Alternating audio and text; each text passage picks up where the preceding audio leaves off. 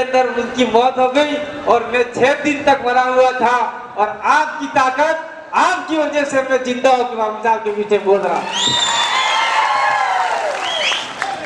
ये फकत ही कुदरत नहीं चाहती थी कि कांति भाई चला जाए। कांति भाई के नाम से ही, कांति भाई के कंधे पे ही आपके लिए कुछ अधिकार दिलाना चाहते थे। इसलिए मैं कहना चाहता हूँ यहाँ मध्य प्रदेश की सरकार को, कौन सरकार है मध्य प्रदेश की सरकार? शिवराज सिंह चौहान, और उससे पहले कौन थे? कमलनाथ। क्या सोचा था? कांति भाई आदिवासी और टीम लौट के नहीं आएगी, ऐसा गलत। जब तक कांग्रेस बीजेपी को तोड़ेंगे नहीं तब तक उनको छोड़ेंगे नहीं। इसलिए बीच में तोड़ा पड़े, एक जवान नहीं हो भाई, दोनों दुश्मन है। आपके दिमाग में होगा कि शिवराज को तोड़ देंगे तो हम लोग कमलनाथ को ले आएंगे, कमलनाथ को ले आएंगे शिवराज को तोड़ देंगे। ये गलत। आपको तोड़ना है, आदिवासी को बचाना है तो दोनों को तोड़ना होगा और आदिवासी को ऊपर लाना होगा।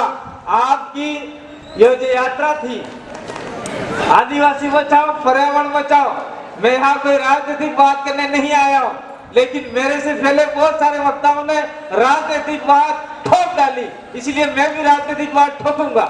लेकिन थोड़ा सा इस काम होने के बाद आपने सोचा था पर्यावरण बचाओ, तो पर्यावरण बचाने के लिए मात्र आदिवासियों ने ठेका ले रखा है क्या? गैर आदिवासी प्रजा सारे पर्यावरण को बर्बाद कर रहा है और आदिवासी पर्यावरण को बचाएगा। इसीलिए हम तो चाहते हैं इस देश के अंदर जितना भी जो भी नागरिक रह रहा है, चाहे आदिवासी हो चाहे गैर आदिवासी हो, पर्यावरण को बचाने के लिए सबको आगे आना होगा।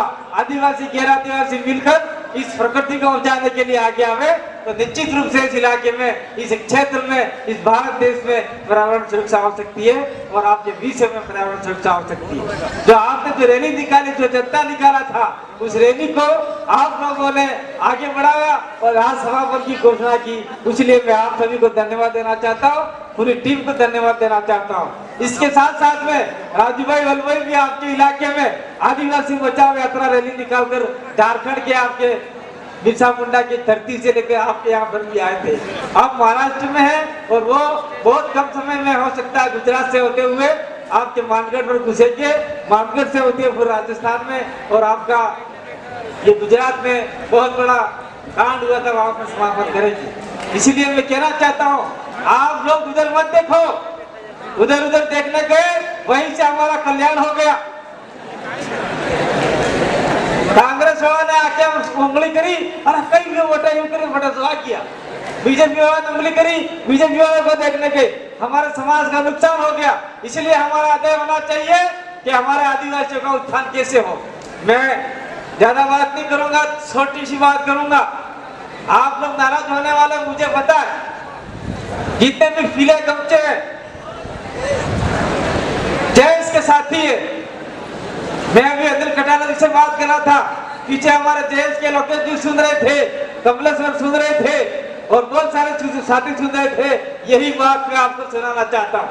क्या सुनाना चाहता हूँ? जयेश मध्य प्रदेश में कितने टुकड़े बटे हुए हैं ये बताओ मेरे को। कौन कौन सी जयेश है?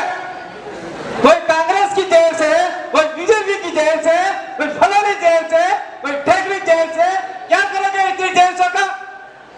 एक जयेश होना चाहिए जो आदिवासियों के लिए तन मन धन से काम करे, वो आप लोगों में भावना होनी चाहिए। ये सारी कांग्रेस बीजेपी की एक छोड़ दीजिए आप लोग। आप लोगों ने देखा होगा, मैं डॉक्टर हीरा लावा का कभी कतई दुश्मन नहीं हूँ। हीरा लावा जयेश के साथी हो सकते हैं, लेकिन वो जयेश के नाम से कांग्रेस को आगे बढ़ा रहे हैं। ये मैं बताना चाहता हूँ आप लोगों को। कोई बीजेपी का साथी है वो आपको बीजेपी का आगे बढ़ाना चाहता है, कोई और साथी है वो अन्य पार्टी को आगे बढ़ाना चाहता है। मैं तो चाहता हूँ जयेश स्वतंत्र रूप से रहे, जयेश स्वतंत्र रूप से लड़े, किसी पार्टी का साथ सहयोग नहीं देवे। आज हमारा उधर आपका प्रदेश विद्यार्थी मोर्चा है, मुक्ति मोर्चा है, युवा मोर्चा है, आदिवासी परिवार है, भले उन्होंने पार्टी बना ली लेकिन वो उस पार्टी से संबंधित नहीं है, स्वतंत्र है, आजाद है। क्या जयेश ऐसा काम कर पाएगी क्या? इसलिए मैं कहना चाहता हूँ जयेश को स्वतंत्र रूप रहना होगा। जयेश के द्वारा जो लोग जाएंगे जयेश किसी भी पार्टी से टाई अप करे, लेकिन अपनी बात विधानसभा में रखे। जयेश के साथी जितने भी हैं, राष्ट्रीय है या राज्य है, वो सारे मिलाकर आपका एक आदमी चुन के आगे भेजो तो आपका काम हो सकता है। लेकिन आप अगर ये अलग अलग दिशाओं में बटे तो निश्चित रूप से आपका नुकसान होगा। मैं आपके मार्फत से कहना चाहता हूँ, मध्य प्रदेश में 46 एमएलए बनते हैं। कितने बनते हैं आपके? 46। और मैं ये आपके क्या क्या क्या बीमारी बना रखी है? कोई बिलाला है, कोई चारेल है, कोई बारेल है, कोई फटेलिया है, कोई भील है, क्या क्या बीमारी है ये? हमारा असर में नहीं है ये बीमारी। आपके इलाके में बीमारी यही है। हमारा कोई ये चारेल फटेलिया बिलाला में नहीं बटना है। हमको एक ही नाम होना चाहिए, हम आदिवासी हैं, इंडिजिनस है, इस देश के मालिक हैं और मालिक तत्व का हमको अधिकार है। शादी को जाने से काम हो जाएगा क्या? काले उठी के पास आप लोग भटेलिया ऐसी बात रहेगा। ऐसी बात में काम नहीं चले भाई। बहुत सारे लोग यहाँ नारे लगाते हैं, जय जोहार का नारा है, आप लगा जय जोहार का नारा है। कैसे होगा भारत देश अपना? कैसे होगा? नारा लगाने से होगा क्या? 46 आपके एमएलए यहाँ बनते हैं। 46 एमएलए में से अगर आपके 46 एमएलए से अगर आपका जयेश की ताकत, ओबीसी की ताकत, एससी की ताकत, कुछ लोग और हैं जो अपने साथ में आना चाहते हैं, उनको ले लिया तो 46 तो आपके मूल सदस्य हो गए और 80 प्रभावित होते और अन्य कमेटी के मिला के अगर आप लोग जीत गए तो भोपाल में आपका आदिवासी मुख्यमंत्री हो सकता है। शिवराज सिंह सब जा सकते हैं। क्या आपका आदिवासी मुख्यमंत्री बनाना? इसलिए मैंने कहा था मैं भी कुछ बात राजनीति की करके जाना चाहूंगा। हम लोग कितनी रैलियां निकाल देंगे। मैं भी मध्य प्रदेश में आ रहा हूँ, समय हो गया आते आते हम खुद का, आपका पैसा बर्बाद हो रहा है, हमारा पैसा बर्बाद हो रहा है। लेकिन इस पैसा का मूल्य कब निकलेगा?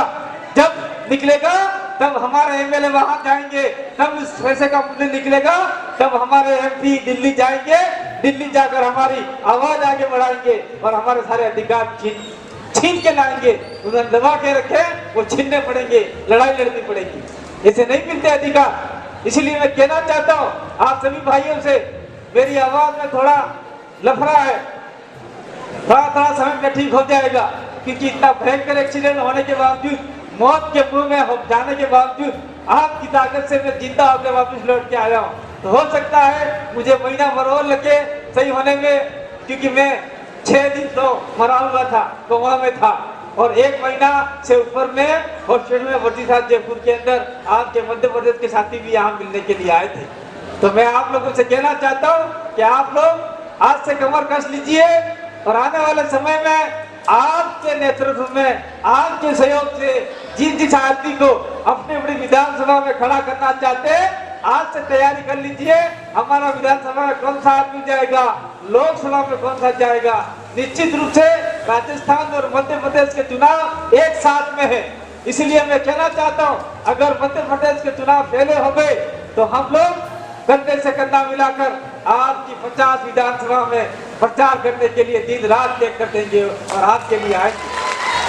और मैं आप सभी लोगों से वादा लेना चाहता हूँ, अगर राजस्थान के चुनाव पहले हुए या बाद में हुए तो यहाँ हर बेटा सच आपकी रोटी रुमाल में बांध के डूंगरपुर आएगा, बांसवाड़ा जाएगा।